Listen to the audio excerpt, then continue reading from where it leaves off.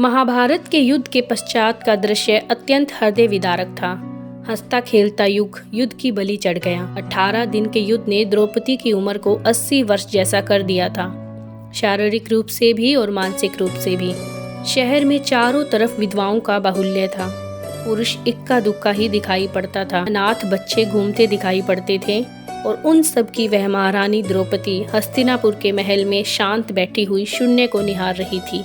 तभी श्री कृष्ण कक्ष में दाखिल होते हैं। द्रौपदी कृष्ण को देखते ही रोने लग जाती हैं। श्री कृष्ण उसके पास आते हैं और उसके सिर को सहलाते रहते हैं और रोने देते हैं। और फिर द्रौपदी बोली, यह क्या हो गया सखा, ऐसा तो मैंने नहीं सोचा था। तब कृष्ण कहते हैं, नियति बहुत क्रूर होती है पंचाली, वह हमारे सोचने के अनुरूप नहीं चलती, वह हमारे कर्मों को परिणामों में बदल देती है। तुम प्रतिशोध लेना चाहती थी और तुम सफल हुई द्रौपदी, तुम्हारा प्रतिशोध पूरा हुआ। सिर्फ दुर्योधन और दुशासन ही नहीं, सारे कौरव समाप्त हो गए। तुम्हें तो प्रसन्न होना चाहिए। द्रौपदी बोली, सखा, तुम मेरे घावों को सहलाने आए हो या उन पर नमक छिड़कने के लिए?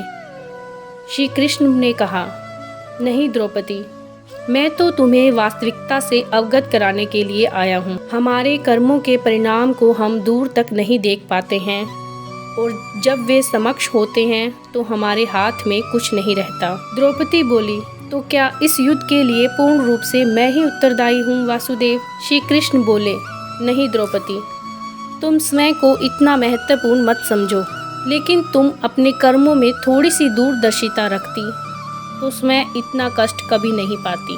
द्रौपदी ने कहा, तो मैं क्या कर सकती थी सखा? श्री कृष्ण बोले, तुम बहुत कुछ कर सकती थी।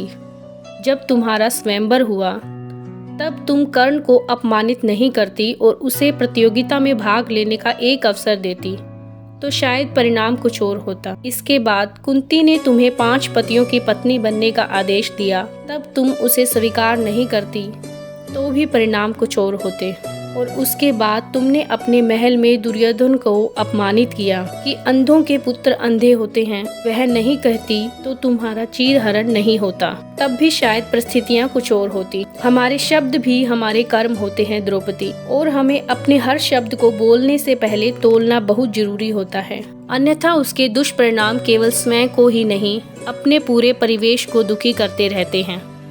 संसार में केवल मनुष्य ही एकमात्र ऐसा प्राणी है जिसका जहर उसके दांतों में नहीं, शब्दों में है। इसलिए शब्दों का प्रयोग सोच समझ कर करें।